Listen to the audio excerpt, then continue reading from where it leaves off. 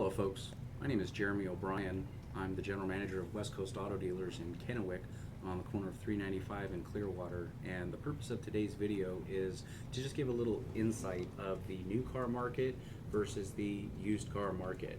I started my car career back in 2001 with Dave Smith Motors. These guys sell 800 to 1,000 vehicles a month.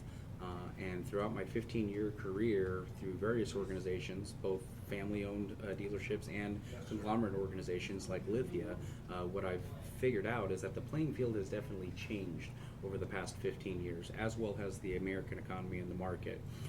What happens is that regardless of how good of a price that you can get on the vehicle, we all know that the second you title that vehicle, it's now gone from being new to being a used vehicle, and of course you're responsible for the depreciation. So regardless of how good of a deal that you can get, the whole invoice pricing thing, that thing's been out of the bag for a number of years now. So all the other dealers are doing the same thing, and then on top of that, you've got multi-billion-dollar corporations that are making these vehicles that are just shelling out thousands, hundreds of thousands of dollars in manufacturer rebates just to try to push their inventory, which of course pushes the value of those vehicles down even more. So what happens is that the diligent consumer, they're going to go ahead and purchase used vehicles. Like you've got maybe 5% of the population that they just have to have a new car. They've been working 20 years, they've been saving their whole life just to get a new car, they've never had anything new, yada yada. You'll have certain instances where new car buyers are going to remain new car buyers. But for the other 95% of the population, we're all smart enough to figure it out and don't want to take that upfront depreciation. They say that you buy your appreciating assets and you lease your depreciating assets. Well, the problem with leasing vehicles now is that because of like 07, 08, 09, back when the manufacturers needed bailouts, the lease factors that they were using back then versus what they're using now are just night and day, and really just doesn't make financial sense anymore to lease them with the residuals that they're using now. So back on to purchasing vehicles and then new versus used. Where do I go and why do I go there? So I can go, got a couple choices. You got multiple dealerships within your city of wherever you live in, and if I go to a new car franchise, it's just that simple. If I go there to buy a used vehicle, one of two things are probably going to happen.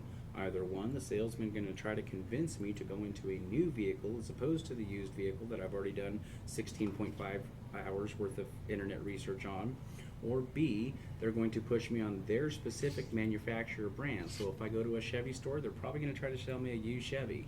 If I go to a Toyota store, they're probably going to try to sell me a used Toyota. Getting away from the franchise dealerships, it's the benefit of West Coast Auto Dealers is that we're not a franchise store. We don't have Big Brother that's standing over us saying that we can't sell this brand under this roof or anything else.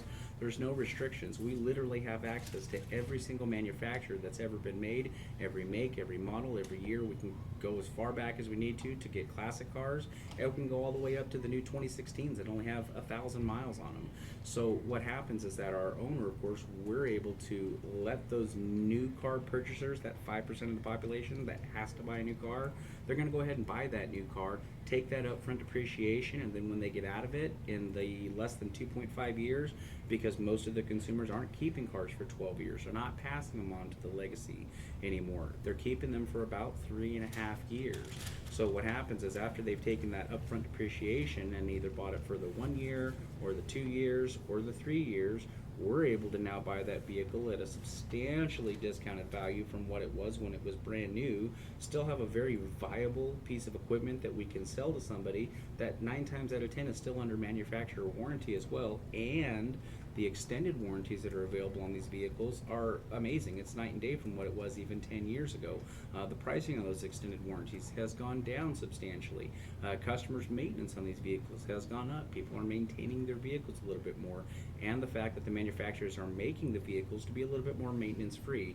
They're using Dexcool, 5-year, 100,000 miles, you don't have to change your coolant, things of that nature. So between the manufacturers building a better product, the banks financing used vehicles very similar to the way that they finance new vehicles. If they're still within that range, usually they'll go about 3-4 years back.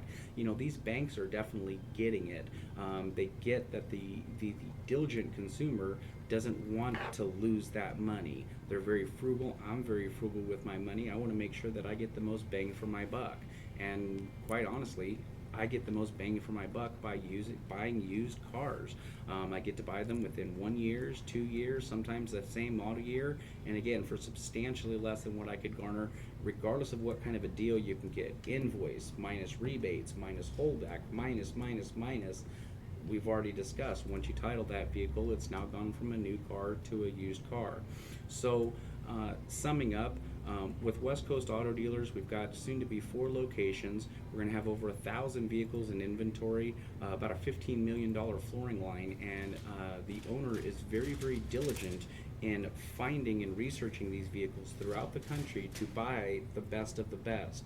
So we get CARFAXs on all of our vehicles, so we don't have anything that's iffy there.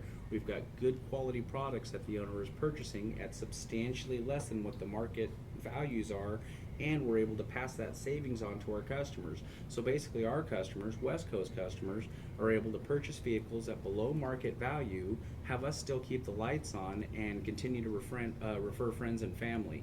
So that's why we're selling 200 cars a month. It's no secret. We take care of our customers, we take care of our vehicles, and we make it make sense to the consumer. I would challenge anybody right now that's selling new vehicles right now to have a one-on-one conversation with me about the new versus used. I'm always up for a good debate. That's all for today, folks. Stay tuned.